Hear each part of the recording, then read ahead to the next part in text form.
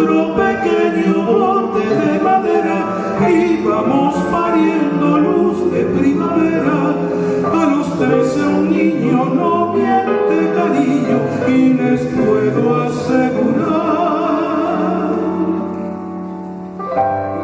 que no tuve nunca más un amigo igual.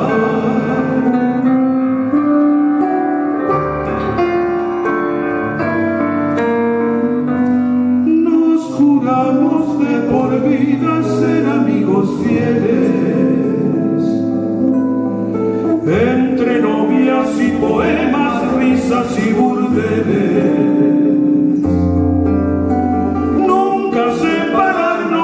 Libertad o muerte, siempre defendernos, sueño adolescente. A los 17 vida es utopía y les puedo asegurar que no tuve nunca más un amigo igual.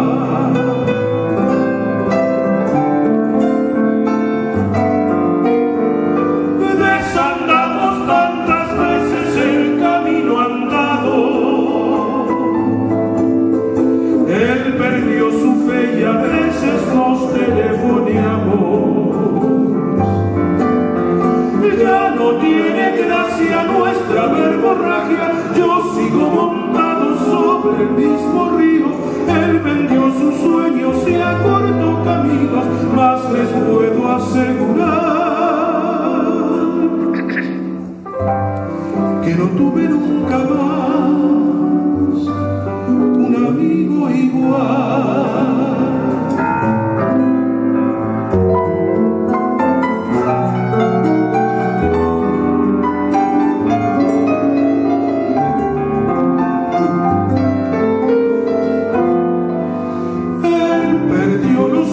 Y yo también perdí lo mío.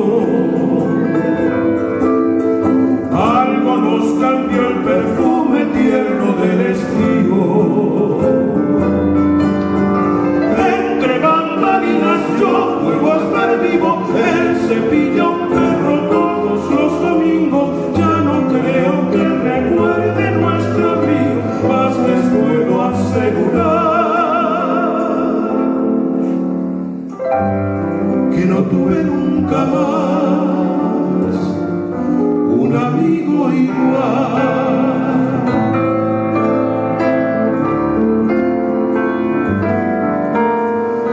Aún recuerdo su sonrisa y siento que el destino